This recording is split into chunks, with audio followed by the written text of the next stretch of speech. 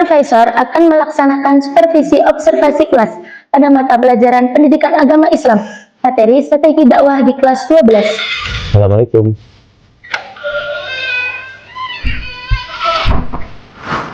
Pak Ahmad, saya akan melakukan supervisi pembelajaran pada siswa kelas 12 terkait materi strategi dakwah. Baik Pak, nanti materi akan saya siapkan mengenai pengertian dakwah, strategi yang relevan untuk masa ini. Silakan mengajar seperti biasa, saya hanya akan melakukan observasi. Untuk instrumen penilaian sudah saya siapkan. Baik, siapa? Supervisor duduk di bagian belakang kelas dan melakukan pengamatan tanpa mengganggu jalannya pembelajaran. Assalamualaikum warahmatullahi wabarakatuh. Waalaikumsalam warahmatullahi wabarakatuh. Selamat pagi anak-anak. Pagi Bapak. Bagaimana kabarnya kalian semua? Alhamdulillah. Pada pertemuan pagi hari ini kita akan mempelajari strategi dakwah dan perkembangan Islam di Indonesia. Nah, dari sini menurut kalian siapa saja pendakwah-pendakwah yang kalian suka ketahui? Ustadz Abdul Somad, Pak. Paling sama Pak. Siapa ya Pak? Gus Dur. Nah, dari yang kalian sebutkan tadi benar. Semua adalah pendakwah-pendakwah yang ada di Indonesia. Nah, perlukah kalian ketahui bahwasanya strategi dakwah di Indonesia, Islam di Indonesia itu menggunakan akulturasi. Ada yang tahu akulturasi? Sosial dan budaya kayaknya Pak. Pak, penggabungan dua budaya jadi satu, Pak. Ya, kurang lebih seperti itu. Ya, yang kalian jawab itu benar. Cuman lebih tepatnya adalah akulturasi adalah proses penggabungan dua budaya menjadi satu tanpa menghilangkan budaya aslinya. Nah, itulah proses strategi Islam yang ada di Indonesia. Nah, jadi anak-anak, zaman dulu kultur di Indonesia itu sangat kental sekali dengan budaya. Bahkan untuk memasukkan budaya baru itu sangat-sangat sulit. Oleh karena itu, akulturasi itu sebagai strategis penyebaran Islam yang ada di Indonesia. Tanpa adanya peperangan, tanpa adanya konflik keras, itu disebarkan secara damai di Indonesia. Nah, tokohnya itu ada siapa saja? Ada Wali Songo, ada Sunan Kalijogo, Sunan Kudus, Sunan Muria, banyak sekali. Nah, dari materi yang saya jelaskan tadi, sekarang saya akan memberikan tugas kelompok kepada kalian. Dibuat dua kelompok ya.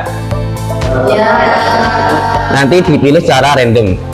Nah, kalau sudah dibagi kelompoknya, sekarang kalian diskusikan mengenai materi tadi yang Bapak sampaikan ya. Didiskusikan, terus kemudian kalian pilih sendiri nanti notulennya kalian siapa, simpulkan. Baru kalau setelah didiskusikan, diberikan kesimpulan, baru nanti jelaskan di depan. Oke? Oke, Bapak.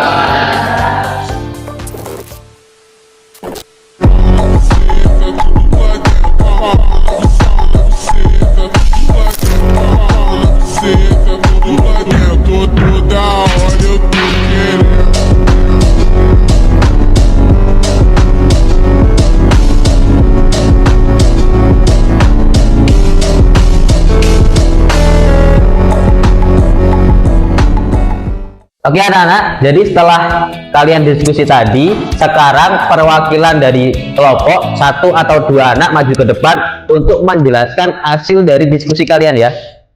Oke, sekarang dari kelompok satu dulu, baru kelompok dua. Ayo.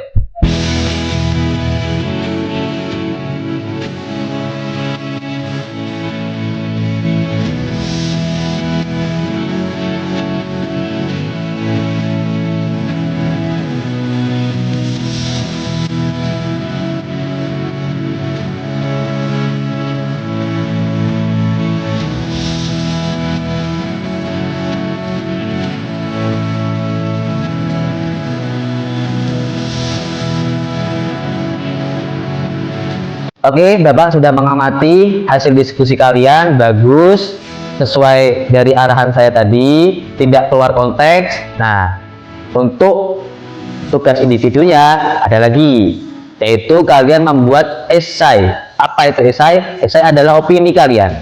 Opini kalian mengenai strategi dakwah Islam di Indonesia pada zaman sekarang. Nah, nanti dikumpulkan minggu depan, nanti akan saya nilai dan akan masuk di rekapan akhir nilai kalian. Oke, pada pertemuan siang hari ini, Bapak ucapkan terima kasih. Wabillahi taufiq wal hidayah. Assalamualaikum warahmatullahi wabarakatuh.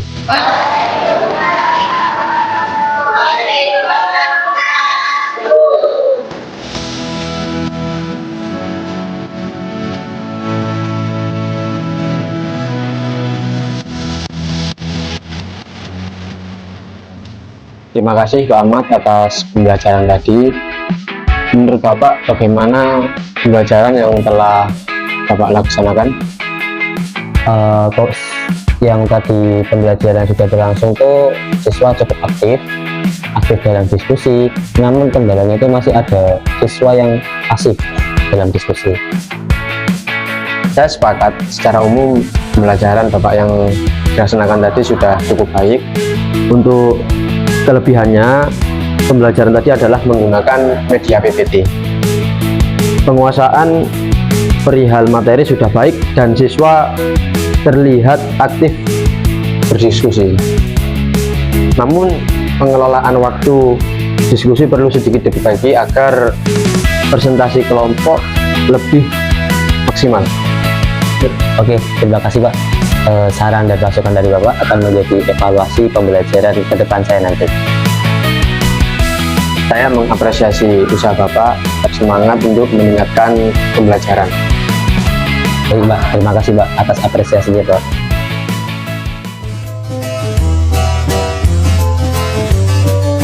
Supervisi observasi kelas bertujuan membantu guru meningkatkan kualitas pembelajaran melalui pengamatan objektif, refleksi, dan tidak lanjut yang berkelanjutan.